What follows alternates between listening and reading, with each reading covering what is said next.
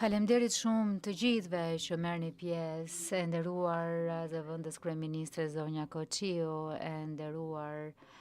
i nderuar drejtor Zavazava i qendrës ndërkombëtare të telekomunikacionit, zonja Muçaj, zëvendës ministre, shkëlqësi, përfaqësues të organizatave kombëtare ndërkombëtare, të shquar kolegë, të nderuara, të reja e udhëheqësa të ardhshme, mirëmëngjesit të gjithëve. Është privilegj për mua që t'ju uroj mirëseardhjen në Tiranë.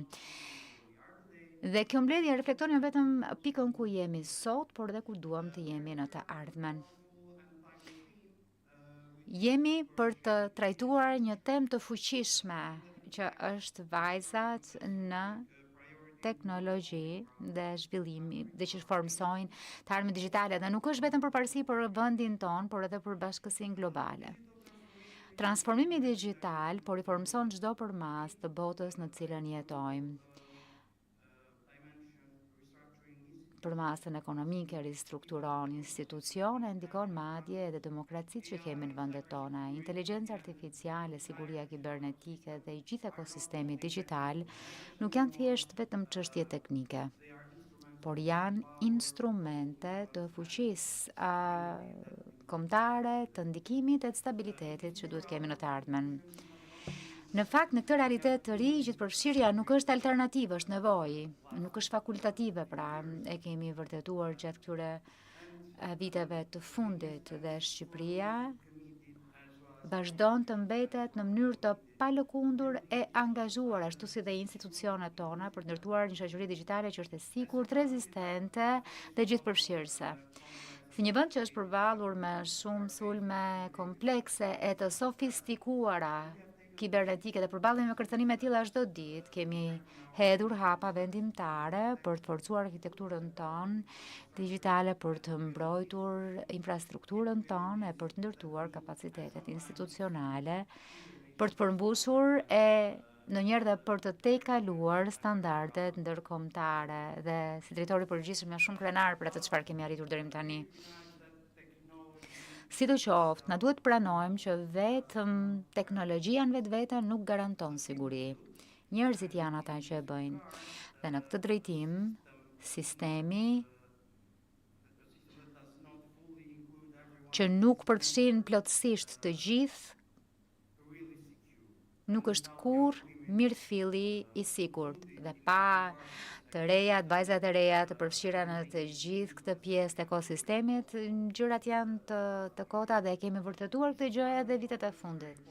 Ja pse kjo konferencë është shumë e rëndësishme dhe mbart një peshë të jashtëzakonshme, peshë politike, peshë organizative, peshë strategjike e teknike, pse jo.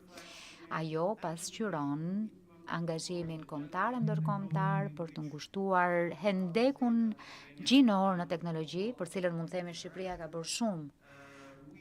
Ne kemi nevojë të investojmë te kapitali njerëzor, sidomos te përfshirja e grave të reja në të gjitha ekosistemin digjital, për të siguruar që brezi tjetër i udhëheqësve digjital të pasqyrojë diversitetin në shoqërisë së cilës i shërben.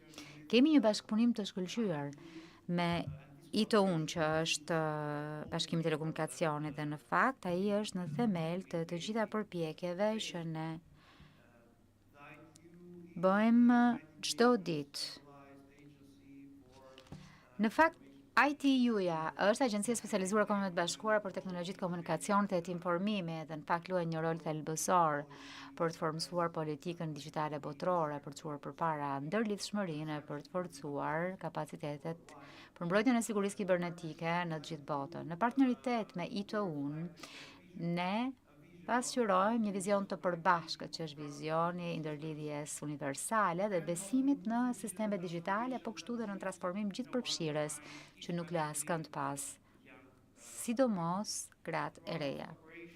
Përmes këtij bashkëpunimi ne harmonizojmë përparësitë tona kombëtare me standardet globale, forcojmë kapacitetet tona kombëtare, kontribuojmë në mënyrë aktive për të farkëtuar e nxitur besimin digjital e rezistencën ndërkombëtarisht. Sot mblidhemi bashkë të rinj, politikë bërës, udhëheqës në industri, Çka është më e rëndësishme, kjo ngjarje bën bashk të rejat që përfaqësojnë brezin e ardhshëm të vendimmarrësve dhe inovatorëve. Roli juaj nuk është simbolik, është vendimtar. Ardhmja e inteligjencës artificiale, sigurisë kibernetike dhe qeverisjes digjitale do të formësohet nga ju, pikërisht nga ju që keni aftësitë, kurajën dhe mundësinë për të udhëhequr, duke u siguruar që gratë e vajzat të jenë plotësisht pjesë e proceseve që përmenda. Dhe kjo nuk është thjesht çështje barazie, por një çështje rëndësie strategjike gjithashtu. Edhe tani që flasim, ardhmja digjitale formsohet në klasa, në institucione, në kuadre politikash, e çka është më e rëndësishme në partneritetet ndërkombëtare për të cilat jemi shumë mirënjohës. Përmes kësaj konference rikonfirmojmë angazhimin për të qenë kontribues aktiv, siç kemi bërë gjatë këtyre viteve, në ekosistemin digjital global që ai të jetë i sigurt, gjithëpërfshirës e po kështu vizionar. Jam besim plot që diskutimet e sotme jo vetëm do të frymëzojnë, por do të përkthehen edhe në veprime konkrete, çka është gjë më e rëndësishme, në partneritete të forta dhe angazhime të ri për të rira për këtë epokë digjitale, përfshirjen në të. Faleminderit shumë për pjesëmarrjen, për angazhimin, për leadershipin tuaj dhe ju uroj një konferencë produktive dhe me ndikim.